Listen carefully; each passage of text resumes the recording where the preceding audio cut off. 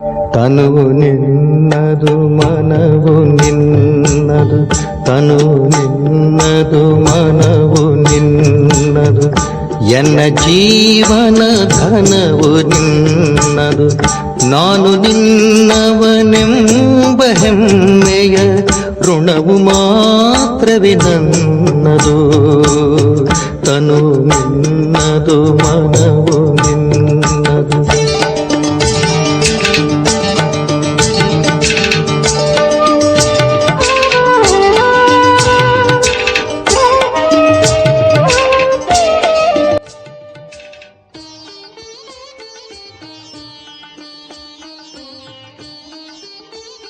ಓಂ Shanti. Good morning. Murli ದಿನಾಂಕ 7/5/26. ಪ್ರಾತಃ ಮುರಳಿ ಮಧುಬನ. ಶಿವತಂದೆ ನೆನಪಿದೆಯಾ?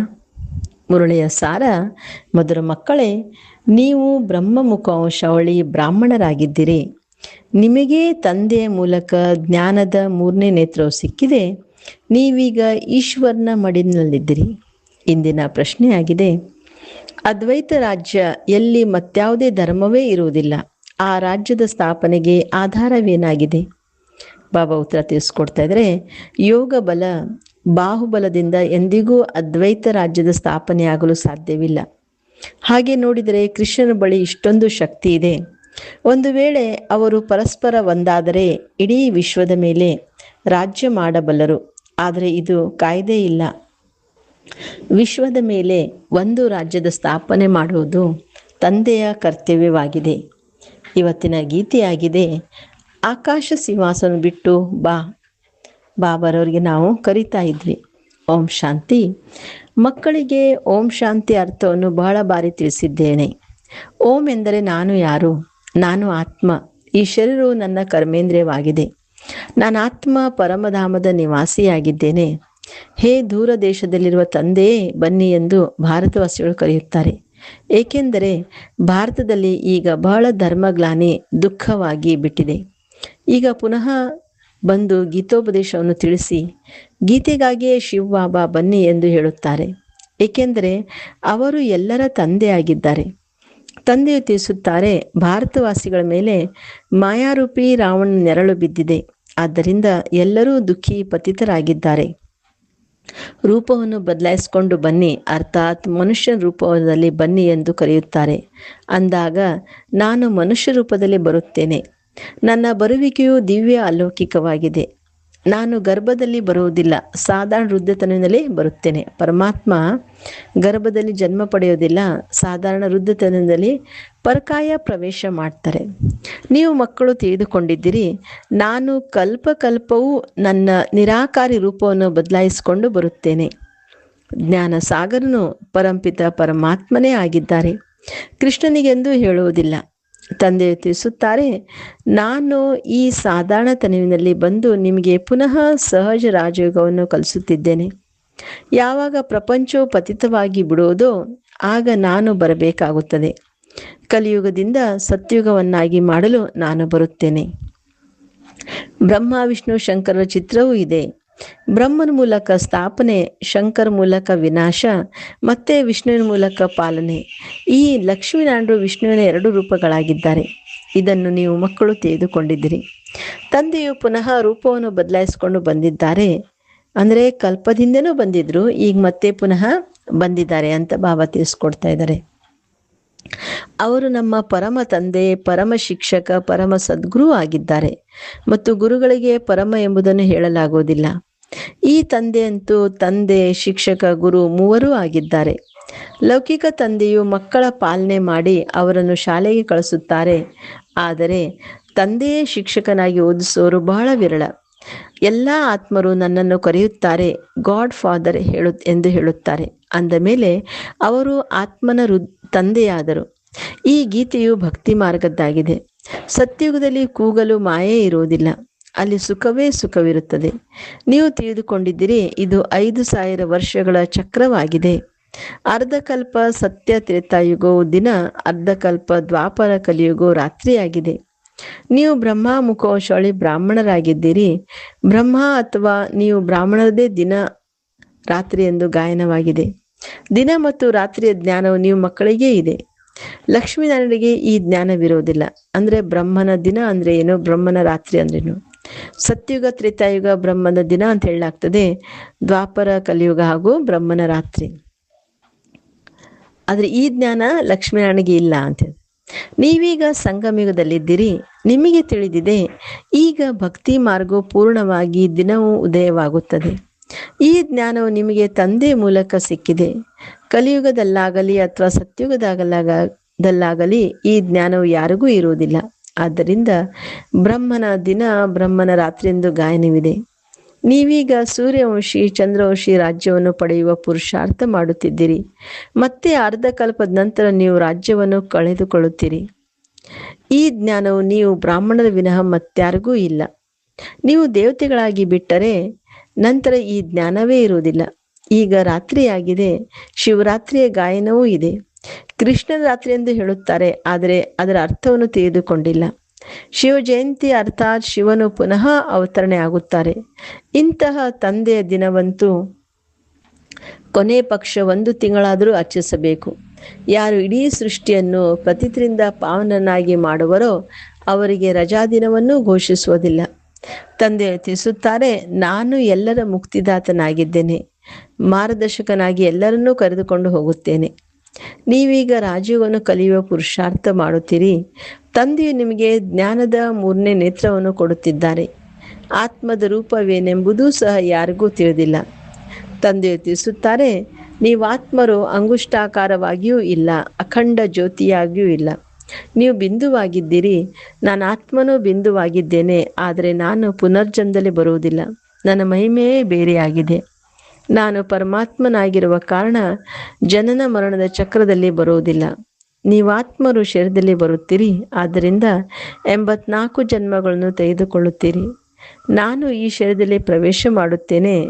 ನಾನು ಈ ಶರೀರವನ್ನು ಬಾಡಿಗೆಯಾಗಿ ತೆಗೆದುಕೊಂಡಿದ್ದೇನೆ. ನೀವು ಸಹ ಆತ್ಮವಾಗಿದ್ದೀರಿ, ಆದರೆ ನೀವು ತಮ್ಮನ್ನು ನಾವಾತ್ಮರಾಗಿದ್ದೇವೆ ಎಂಬುದನ್ನು ಅನುಭೂತಿ ಮಾಡುವುದಿಲ್ಲ. ಆತ್ಮವೇ ತಂದೆಯನ್ನು ನೆನಪು ಮಾಡುತ್ತದೆ. ದುಃಖದಲ್ಲಿ ಯಾವಾಗಲೂ ಹೇ ಭಗವಂತ, ಹೇ ದಯಾಹೃದಯಿ ತಂದೆಯೇ, ದಯೆ ತೋರಿಸಿ ಎಂದು ನೆನಪು ಮಾಡುತ್ತಾರೆ. ನೀವು ದಯೆಯನ್ನು ಬೇಡುತ್ತೀರಿ, ಏಕೆಂದರೆ ಆ ತಂದೆಯು ಜ್ಞಾನ ಸಾಗರ, ಆನಂದ ಸಾಗರ, ಪವಿತ್ರತೆಯ ಸಾಗರನಾಗಿದ್ದಾರೆ. ಜ್ಞಾನದಲ್ಲಿಯೂ ಪೂರ್ಣನಾಗಿದ್ದಾರೆ, ಜ್ಞಾನ ಸಾಗರನಾಗಿದ್ದಾರೆ. ಮನುಷ್ಯರಿಗೆ ಈ ಮಹಿಮೆ ಕೊಡಲು ಸಾಧ್ಯವಿಲ್ಲ. ಇಡೀ ಪ್ರಪಂಚದ ಮೇಲೆ ದಯೆ ತೋರಿಸುವುದು ಇದು ತಂದೆಯದೇ ಕರ್ತವ್ಯವಾಗಿದೆ. ಅವರು ರಚಯಿತನಾಗಿದ್ದಾರೆ, ಉಳಿದೆಲ್ಲವೂ ರಚನೆಯಾಗಿದೆ. ರಚಯಿತನು ರಚನೆಯನ್ನು ರಚಿಸುತ್ತಾರೆ. ಮೊದಲು ಸ್ತ್ರೀಯನ್ನು ದತ್ತು ಮಾಡಿಕೊಳ್ಳುತ್ತಾರೆ, ಮತ್ತೆ ಅವರ ಮೂಲಕ ರಚನೆಯನ್ನು ರಚಿಸಿ ಅವರ ಪಾಲನೆಯನ್ನು ಮಾಡುತ್ತಾರೆ, ವಿನಾಶ ಮಾಡುವುದಿಲ್ಲ. ಈ ಬೇಹದ್ದಿನ ತಂದೆಯು ಬಂದು ಸ್ಥಾಪನೆ, ಪಾಲನೆ, ವಿನಾಶವನ್ನು ಮಾಡಿಸುತ್ತಾರೆ. ಆದಿ ಸನಾತನ ದೇವಿದತ್ತ ಧರ್ಮದ ಪಾಲನೆ ಮಾಡಿಸುತ್ತಾರೆ. ಸತ್ಯುಗದ ಆದಿಯಲ್ಲಿ ಬಹುಬೇಗನೆ ರಾಜಧಾನಿಯು ಸ್ಥಾಪನೆಯಾಗಿ ಬಿಡುತ್ತದೆ. ಅನ್ಯ ಧರ್ಮದವರು ಕೇವಲ ತಮ್ಮ ತಮ್ಮ ಧರ್ಮ ಸ್ಥಾಪನೆ ಮಾಡುತ್ತಾರೆ. ಯಾವಾಗ ಲಕ್ಷಾಂತರ ಅಂದಾಜಿನಲ್ಲಿ ಅವರ ಸಂಖ್ಯೆ ವೃದ್ಧಿಯಾಗುವುದೋ ಆಗ ರಾಜ್ಯವು ನಡೆಯುತ್ತದೆ. ನೀವೀಗ ಯೋಗ ಬಲದಿಂದ ರಾಜಧಾನಿಯನ್ನು ಸ್ಥಾಪನೆ ಮಾಡುತ್ತಿದ್ದೀರಿ. ನೀವು ಇಡೀ ವಿಶ್ವದ ಮಾಲೀಕರಾಗುತ್ತೀರಿ. ಬಾಹುಬಲದಿಂದ ಎಂದೂ ಯಾರೂ ವಿಶ್ವದ ಮೇಲೆ ರಾಜ್ಯ ಮಾಡಲು ಸಾಧ್ಯವಿಲ್ಲ. ತಂದೆಯು ತಿಳಿಸಿದ್ದಾರೆ, ಕ್ರಿಶ್ಚಿಯನ್ರಲ್ಲಿ ಇಷ್ಟೊಂದು ಶಕ್ತಿ ಇದೆ. ಅವರು ಪರಸ್ಪರ ಒಂದಾದರೆ ಇಡೀ ವಿಶ್ವದ ಮೇಲೆ ರಾಜ್ಯ ಮಾಡುವವರು. ಆದರೆ ಬಾಹುಬಲದಿಂದ ವಿಶ್ವದ ಮೇಲೆ ರಾಜ್ಯ ಪಡೆಯುವುದು ಕಾಯ್ದೆ ಇಲ್ಲ. ಡ್ರಾಮಾದಲ್ಲಿ ಬಾಹುಬಲದವರು ವಿಶ್ವದ ಮಾಲೀಕರಾಗುವ ನಿಯಮವೇ ಇಲ್ಲ. ತಂದೆಯು ತಿಳಿಸುತ್ತಾರೆ, ವಿಶ್ವದ ರಾಜ್ಯ ಭಾಗ್ಯವು ಯೋಗ ಬಲದಿಂದ ನನ್ನ ಮೂಲಕವೇ ಸಿಗುತ್ತದೆ. ಅಲ್ಲಿ ಯಾವುದೇ ವಿಭಾಗಗಳಿರುವುದಿಲ್ಲ. ಧರಣಿ, ಆಕಾಶ ಎಲ್ಲವೂ ನಿಮ್ಮದಾಗಿರುತ್ತದೆ. ನಿಮ್ಮನ್ನು ಯಾರೂ ಸ್ಪರ್ಶಿಸುವುದಕ್ಕೂ ಸಾಧ್ಯವಿಲ್ಲ. ಅದಕ್ಕೆ ಅದ್ವೈತ ರಾಜ್ಯವೆಂದು ಹೇಳಲಾಗುತ್ತದೆ. ಇಲ್ಲಿ ಅನೇಕ ರಾಜ್ಯಗಳಿವೆ. 5000 ವರ್ಷಗಳ ನಂತರ ನೀವು ಮಕ್ಕಳಿಗೆ ಪುನಃ ಈ ರಾಜ್ಯವನ್ನು ಕಲಿಸುತ್ತೇನೆ. ಕೃಷ್ಣನ ಆತ್ಮವು ಈಗ ಕಲಿಯುತ್ತಿದೆ. ಕೃಷ್ಣನು ಮೊದಲು ನಂಬರಿನ ರಾಜ್ಕುಮಾರನಾಗಿದ್ದನು. ಅವರೇ ಈ ಸಮಯದಲ್ಲಿ 84 ಜನ್ಮಗಳ ಅಂತಿಮದಲ್ಲಿ ಬಂದು ಬ್ರಹ್ಮನಾಗಿದ್ದಾರೆ. ಈ ಸೃಷ್ಟಿಚಕ್ರವು ಹೇಗೆ ಸುತ್ತುತ್ತದೆ ಎಂಬುದನ್ನು ಮಕ್ಕಳಿಗೆ ತಿಳಿಸಿದ್ದಾರೆ. ತಂದೆಯು ಪುನಃ ಸ್ವರ್ಗದ ಸ್ಥಾಪನೆ ಮಾಡುತ್ತಿದ್ದಾರೆ. ಅವಶ್ಯವಾಗಿಯೂ ಅನೇಕ ಧರ್ಮಗಳ ವಿನಾಶವಾಗುವುದು ಒಂದು ಧರ್ಮದ ಸ್ಥಾಪನೆಯಾಗುವುದು. ಭಾರತವೇ 100% ಸಾಕಾರವಾಗಿತ್ತು. ಧರ್ಮ ಶ್ರೇಷ್ಠವಾಗಿತ್ತು. ದೇವತೆಗಳ ಕರ್ಮವೂ ಶ್ರೇಷ್ಠವಾಗಿತ್ತು. ಸರುಗುಣ ಸಂಪನ್ನರು ಎಂದು ಅವರಿಗೆ ಮಹಿಮೆ ಇದೆ. ಮೊಟ್ಟ ಮೊದಲು ಪವಿತ್ರರಾಗಿದ್ದರು, ಈಗ ಪತಿತರಾಗಿದ್ದಾರೆ. ಪುನಃ ತಂದೆಯು ಬಂದು ಸ್ತ್ರೀ ಪುರುಷ ಇಬ್ಬರನ್ನೂ ಪವಿತ್ರನಾಗಿ ಮಾಡುತ್ತಾರೆ. ರಕ್ಷಾ ಬಂಧನದ ಉತ್ಸವವನ್ನು ಇಷ್ಟೊಂದು ವಿಜೃಂಭಣೆಯಿಂದ ಏಕೆ ಆಚರಿಸುತ್ತಾರೆ? ಇದನ್ನು ಯಾರೂ ತಿಳಿದುಕೊಂಡಿಲ್ಲ. ತಂದೆಯೇ ಬಂದು ಈ ಅಂತಿಮ ಜನ್ಮದಲ್ಲಿ ನೀವಿಬ್ಬರೂ ಪವಿತ್ರರಾಗಿರಿ ಎಂದು ಪ್ರತಿಜ್ಞೆ ಮಾಡಿಸಿದರು. ಅಂದರೆ ಪತಿ ಪತ್ನಿಯರಿಗೆ ಯಾರು ಬಾಬನ ಮಕ್ಕಳಾಗಿ ಪತಿ ಪತ್ನಿಯರಿದ್ದರೂ ಸಹ ಬಾಬನ ಮಕ್ಕಳಾದರೂ ಅವರಿಗೆ ಬಾಬಾ ಪ್ರತಿಜ್ಞೆ ಮಾಡಿಸ್ತಿದ್ರು. ಸನ್ಯಾಸಿಗಳ ಧರ್ಮವೇ ಬೇರೆಯಾಗಿದೆ. ಜ್ಞಾನ, ಭಕ್ತಿ ಮತ್ತು ವೈರಾಗ್ಯ ಇದು ನಿಮಗಾಗಿಯೇ ಇದೆ. ನೀವು ನೋಡಿರಬಹುದು, ಪಾದ್ರಿಗಳು ನಡೆದುಕೊಂಡು ಹೋಗುವಾಗ ಅವರ ದೃಷ್ಟಿಯು ಒಂದೇ ಕಡೆ ಇರುತ್ತದೆ, ಮತ್ಯಾವ ಕಡೆಯೂ ನೋಡುವುದಿಲ್ಲ. ನನ್ಸ್ ಇರುತ್ತಾರಲ್ಲವೇ, ಅವರಂತೂ ಕ್ರಿಸ್ತನನ್ನೇ ನೆನಪು ಮಾಡುತ್ತಾರೆ. ಕ್ರಿಸ್ತನು ಭಗವಂತನ ಮಗು ಆಗಿದ್ದನೆಂದು ಹೇಳುತ್ತಾರೆ. ನಿಮಗೆ ಯಾವುದೇ ಬಿಳಿಯ ವಸ್ತ್ರಗಳೊಂದಿಗೆ ಸಂಬಂಧವಿಲ್ಲ. ನೀವಂತೂ ಆತ್ಮವಾಗಿದ್ದೀರಿ. ನನ್ನ ಬಟ್ ಒನ್, ಒಬ್ಬ ತಂದೆಯನ್ನೇ ನೆನಪು ಮಾಡಬೇಕಾಗಿದೆ. ಸತ್ಯವಾದ ಬಾಬಾ ತಿಳಿಸ್ಕೊಡ್ತಾ ಇದ್ದಾರೆ, ಸತ್ಯವಾದ ನಾವು ಮಕ್ಕಳು ನೀವಾಗಿದ್ದೀರಿ. ನಿಮಗೆ ಆಸ್ತಿಯು ಆ ತಂದೆಯಿಂದ ಸಿಗಬೇಕಾಗಿದೆ. ಅವರು ನೆನಪು ಮಾಡಿದಾಗಲೇ ನೀವು ವಿಕರ್ಮಗಳು ವಿನಾಶವಾಗುತ್ತದೆ. ಅಂದರೆ ಶಿವಬಾಬಾ ನೆನಪು ಮಾಡಿದರೆ ನಾವು ಮಾಡಿದ ವಿಕರ್ಮಗಳು ವಿನಾಶ ಆಗ್ತದೆ. ಆದ್ದರಿಂದ ತಂದೆಯ ಆದೇಶವಾಗಿದೆ, ನನ್ನೊಬ್ಬನನ್ನೇ ನೆನಪು ಮಾಡಿ. ಆತ್ಮದ ನಿಶ್ಚಯವು ಆಗದೇ ಇರುವ ಕಾರಣ ಆ ನನ್ಸ್ಗಳು ಕ್ರಿಸ್ತನನ್ನೇ ನೆನಪು ಮಾಡುತ್ತಾರೆ. ಅದೇ ಬಾಬಾ ಹೇಳ್ತಾರೆ, ಸತ್ಯವಾದ ನನ್ಸ್ ನಾವಾಗಿದ್ದೇವೆ ಅಂತ. ಭಗವಂತನು ಯಾರೆಂಬುದನ್ನು ತಿಳಿದುಕೊಂಡಿಲ್ಲ. ಭಾರತವಾಸಿಗಳು ಯಾರು ಮೊಟ್ಟ ಮೊದಲು ಬರುತ್ತಾರೆಯೋ ಅವರೇ ತಿಳಿದುಕೊಂಡಿಲ್ಲ. ಲಕ್ಷ್ಮೀನಾರಾಯಣಗೆ ಈ ಸೃಷ್ಟಿಯ ಜ್ಞಾನವಿದೆ. ಅವರು ತ್ರಿಕಾಲದರ್ಶಿಗಳು ಅಲ್ಲ. ತ್ರಿಕಾಲದರ್ಶಿಗಳು ನೀವು ಬ್ರಾಹ್ಮಣರೇ ಆಗಿದ್ದೀರಿ. ನಿಮ್ಮನ್ನು ತಂದೆಯು ಕವಡೆಯಿಂದ ವಜ್ರ ಸಮಾನನಾಗಿ ಮಾಡುತ್ತಾರೆ. ನೀವೀಗ ಈಶ್ವರನ ಮಡಿನಲ್ಲಿದ್ದೀರಿ. ನಿಮ್ಮ ಈ ಅಂತಿಮ ಜನ್ಮವು ಬಹಳ ಅಮೂಲ್ಯವಾಗಿದೆ. ವಿಶೇಷವಾಗಿ ಭಾರತ ಮತ್ತು ಇಡೀ ಪ್ರಪಂಚದ ಆತ್ಮಿಕ ಸೇವೆ ಮಾಡುತ್ತೀರಿ. ಅವರಂತೂ ದೈಹಿಕ ಸಮಾಜ ಸೇವಕರಾಗಿದ್ದಾರೆ. ನೀವು ಆತ್ಮೀಯ ಸಮಾಜ ಸೇವಕರಾಗಿದ್ದೀರಿ. ನಿಮಗೆ ಕಲಿಸುವವರು ಪರಮಾತ್ಮ ಆಗಿದ್ದಾರೆ. ಪ್ರತಿಯೊಂದು ಆತ್ಮನಿಗೆ ತಿಳಿಸಿ ತಂದೆಯನ್ನು ನೆನಪು ಮಾಡಿ, ತಂದೆಗೆ ಪತಿತ ಪಾವನೆಂದು ಗಾಯನ ಮಾಡಲಾಗುತ್ತದೆ. ನಿಮಗೆ ಇಳಿಯೋದ್ರಲ್ಲಿ 84 ಜನ್ಮಗಳು ಹಿಡಿಸುತ್ತವೆ, ಮತ್ತೆ ಮೇಲೇರೋದ್ರಲ್ಲಿ 1 ಸೆಕೆಂಡ್ ಹಿಡಿಸುತ್ತದೆ. ನಿಮ್ಮದು ಇದು ಮೃತ್ಯುಲೋಕದ ಅಂತಿಮ ಜನ್ಮವಾಗಿದೆ. ಈಗ ಮೃತ್ಯುಲೋಕವು ವಿನಾಶವಾಗಿ ಅಮರ ಲೋಕಕ್ಕೆ ಜಯ ಜಯಕಾರವಾಗುವುದು. ಇದಕ್ಕೆ ಅಮರ ಕಥೆ ಎಂದು ಹೇಳಲಾಗುತ್ತದೆ. ಅಮರ ತಂದೆಯು ಬಂದು ನೀವು ಅಮರ ಆತ್ಮರನ್ನು ಅಮರ ಯುಗದಲ್ಲಿ ಕರೆದುಕೊಂಡು ಹೋಗಲು ಅಮರ ಕಥೆಯನ್ನು ತಿಳಿಸುತ್ತಾರೆ. ತಂದೆ ಹೇಳುತ್ತಾರೆ, ಯಾವುದೇ ಮಾತುಗಳನ್ನು ಮರೆತು ಹೋಗುತ್ತೀರೆಂದರೆ ಕೇವಲ ತಮ್ಮನ್ನು ಆತ್ಮನಿಶ್ಚಯ ಮಾಡಿಕೊಂಡು ತಂದೆಯಾದ ನನ್ನೊಬ್ಬನನ್ನು ನೆನಪು ಮಾಡಿ. ಅಂದರೆ ಮುರಳಿಯೆಲ್ಲ ನೆನಪಿದ್ರೂ ಸಹ ಅಟ್ಲೀಸ್ಟ್ ನಾನು ಆತ್ಮ ಅಂತ ತಿಳ್ಕೊಂಡು ಬಾಬಾ ತಂದೆಯನ್ನು ನೆನಪು ಮಾಡ್ರಿ ಅಂದು ಬುದ್ಧಿಯೋಗವನ್ನು ನನ್ನೊಂದಿಗೆ ಜೋಡಿಸಿ. ಆಗ ನಿಮ್ಮ ಪಾಪಗಳು ಭಸ್ಮವಾಗುವುದು ಮತ್ತು ನೀವು ಪುಣ್ಯಾತ್ಮರಾಗಿ ಬಿಡುತ್ತೀರಿ. ನೀವು ಮನುಷ್ಯರಿಂದ ದೇವತೆಯಾಗುತ್ತೀರಿ. ಇದು ಹೊಸ ಮಾತಲ್ಲ. 5000 ವರ್ಷಗಳ ನಂತರ ತಂದೆಯು ಬಂದು ನಿಮಗೆ ಆಸ್ತಿಯನ್ನು ಕೊಡುತ್ತಾರೆ. ಮತ್ತೆ ರಾವಣನು ಶಾಪ ಕೊಡುತ್ತಾನೆ. ಇದು ಆಟವಾಗಿದೆ, ಭಾರತದ್ದೇ ಕಥೆಯಾಗಿದೆ. ಈ ಮಾತುಗಳನ್ನು ತಂದೆಯೇ ತಿಳಿಸುತ್ತಾರೆ. ಯಾವುದೇ ವೇದಶಾಸ್ತ್ರಗಳಿಲ್ಲ. ಆದ್ದರಿಂದ ಪರಮಾತ್ಮನಿಗೆ ಜ್ಞಾನ ಸಾಗರ, ಶಾಂತಿಯ ಸಾಗರ, ಆನಂದ ಸಾಗರ ಎಂದು ಹೇಳಲಾಗುತ್ತದೆ. ನಿಮ್ಮನ್ನು ತನ್ನ ಸಮಾನರನ್ನಾಗಿ ಮಾಡಿಕೊಳ್ಳುತ್ತಾರೆ. ನೀವು ಸಹ ಪೂಜ್ಯರಾಗಿದ್ದೀರಿ, ನಂತರ ಪೂಜಾರಿಗಳಾಗುತ್ತೀರಿ. ತಾವೇ ಪೂಜ್ಯ, ತಾವೇ ಪೂಜಾರಿ. ಇದು ಭಗವಂತನಿಗೆ ಅನ್ವಯಿಸುವುದಿಲ್ಲ. ಇದು ಭಾರತವಾಸಿಗಳ ಮಾತಾಗಿದೆ. ಅಂದರೆ ನಾವು ಮಕ್ಕಳು ಪೂಜ್ಯ ಹಾಗೂ ಪೂಜಾರಿ ಆಗ್ತೀವಿ ಹೊರತು ಪರಮಾತ್ಮ ಪೂಜ್ಯ ಪೂಜಾರಿ ಆಗುವುದಿಲ್ಲ ಅಂತ. ನೀವು ಮೊದಲು ಕೇವಲ ಒಬ್ಬ ಶಿವನ ಭಕ್ತಿ ಮಾಡುತ್ತಿದ್ದೀರಿ. ಅವ್ಯಭಿಚಾರಿ ಭಕ್ತಿ ಮಾಡಿದರೆ ನಂತರ ದೇವತೆಗಳ ಭಕ್ತಿಯನ್ನು ಆರಂಭಿಸಿದಿರಿ. ಕೆಳಗಿಳುತ್ತಾ ಬಂದಿರಿ. ಈಗ ಪುನಃ ನೀವು ದೇವಿ ದೇವತೆಗಳಾಗುತ್ತಿದ್ದೀರಿ. ಯಾರು ಸ್ವಲ್ಪವೂ ಓದಿಸುವರೋ ಅವರು ರಾಜಧಾನಿಯಲ್ಲಿ ಬರುತ್ತಾರೆ. ಪ್ರಜೆಗಳಂತೂ ಅನೇಕರಾಗುತ್ತಾರೆ. ಒಬ್ಬ ಮಹಾರಾಜನಿಗೆ ಲಕ್ಷಾಂತರ ಕೋಟ್ಯಾಂತರ ಮಂದಿ ಪ್ರಜೆಗಳಿರುತ್ತಾರೆ. ನೀವು ಪುರುಷಾರ್ಥವು ಕಲ್ಪದ ಹಿಂದಿನ ತರಹ ಮಾಡುತ್ತೀರಿ. ಪುರುಷಾರ್ಥದಿಂದಲೇ ಯಾರು ಯಾರು ಮಾಲೆಯಲ್ಲಿ ಬರುತ್ತಾರೆಂಬುದು ಅರ್ಥವಾಗುತ್ತದೆ. ಪ್ರಜೆಗಳಲ್ಲಿಯೂ ಕೆಲವರು ಬಡವರು, ಕೆಲವರು ಸಾಹುಕಾರರಾಗುತ್ತಾರೆ. ಭಕ್ತಿ ಮಾರ್ಗದಲ್ಲಿ ಈಶ್ವರಾರ್ಥವಾಗಿ ದಾನ ಮಾಡುತ್ತಾರೆ. ಆದರೆ ಏಕೆ ಈಶ್ವರನ ಬಳಿ ಇಲ್ಲವೇನು ಅಥವಾ ಕೃಷ್ಣಾರ್ಪಣಂ ಎಂದು ಹೇಳುತ್ತಾರೆ. ಆದರೆ ವಾಸ್ತವದಲ್ಲಿ ಈಶ್ವರಾರ್ಪಣಂ ಆಗುತ್ತದೆ. ಮನುಷ್ಯರು ಏನೆಲ್ಲವನ್ನೂ ಮಾಡುವರೋ ಅದರ ಫಲವು ಇನ್ನೊಂದು ಜನ್ಮದಲ್ಲಿ ಸಿಗುತ್ತದೆ. ಒಂದು ಜನ್ಮಕ್ಕಾಗಿ ಫಲ ಸಿಗುತ್ತದೆ. ಈಗ ತಂದೆಯು ತಿಳಿಸುತ್ತಾರೆ, ನಾನು ನಿಮಗೆ 21 ಜನ್ಮಗಳ ಆಸ್ತಿಯನ್ನು ಕೊಡಲು ಬಂದಿದ್ದೇನೆ. ನೀವು ನನ್ನ ಅರ್ಥವಾಗಿ ಡೈರೆಕ್ಟ್ ಏನಾದರೂ ಮಾಡುತ್ತೀರೆಂದರೆ, ಅಂದರೆ ಪರಮಾತ್ಮನ ಅರ್ಥವಾಗಿ 21 ಜನ್ಮಗಳಿಗಾಗಿ ನಿಮಗೆ ಅದರ ಪ್ರಾಪ್ತಿಯಾಗುತ್ತದೆ. ಈ ಸಮಯದಲ್ಲಿ ಸಂಗಮ ಯುಗದಲ್ಲಿ ನಾವು ಬಾಬನ ಕಾರ್ಯದಲ್ಲಿ ತನು ಮನ ಧನ ಏನು ತೊಡಗಿಸ್ತೇವೆ ಅದರ ಫಲ ನಮಗೆ 21 ಜನ್ಮಗಳಿಗಾಗಿ ಸಿಗ್ತದೆ, ಪ್ರಾಪ್ತಿ ಆಗ್ತದೆ. ಪರೋಕ್ಷವಾಗಿ ಮಾಡುತ್ತೀರೆಂದರೆ ಒಂದು ಜನ್ಮಕ್ಕಾಗಿ ಅಲ್ಪ ಕಾಲದ ಸುಖ ಸಿಗುತ್ತದೆ. ಅಂದರೆ ಪರಮಾತ್ಮನ ಕಾರ್ಯ ಅಂತ ತಿಳ್ಕೊಂಡು ಮಾಡಿದರೆ 21 ಜನ್ಮ. ಸುಮ್ಮನೆ ಹಾಗೆ ಬೇರೆ ಬೇರೆ ಕಾರ್ಯದಲ್ಲಿ ನಾವು ಸಹಯೋಗ ಕೊಟ್ಟರೆ ಬರೀ ಒಂದು ಜನ್ಮಕ್ಕೆ ಆಗ್ತದೆ ಅಂತ. ತಂದೆಯು ತಿಳಿಸುತ್ತಾರೆ, ನಿಮ್ಮದೆಲ್ಲವನ್ನು ಮಣ್ಣು ಪಾಲಾಗಲಿದೆ. ಆದ್ದರಿಂದ ಇದನ್ನು ಸಫಲ ಮಾಡಿಕೊಳ್ಳಿ.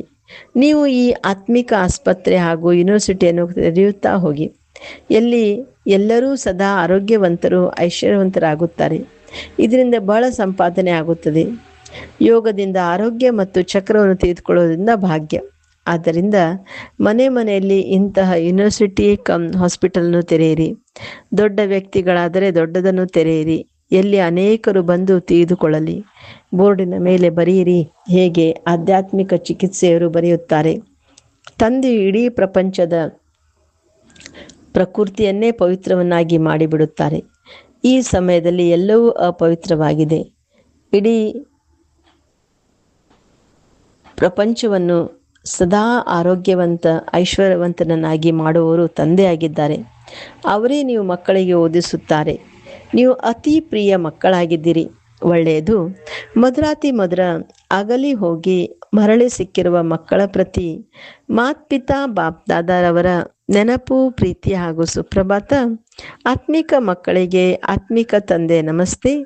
ನಾವೆಲ್ಲ ಆತ್ಮಿಕ ಮಕ್ಕಳ ಆತ್ಮಿಕ ತಂದೆಗೆ ನೆನಪು, ಪ್ರೀತಿ ಹಾಗೂ ನಮಸ್ತೆ ನಮಸ್ತೆ ನಮಸ್ತೆ. ಧಾರಣೆಗಾಗಿ ಮುಖ್ಯ ಸಾರ. ಫಸ್ಟ್ ಪಾಯಿಂಟ್, ತಮ್ಮ ಈ ಅಮೂಲ್ಯ ಜೀವನವನ್ನು ಆತ್ಮಿಕ ಸೇವೆಯಲ್ಲಿ ತೊಡಗಿಸಬೇಕಾಗಿದೆ.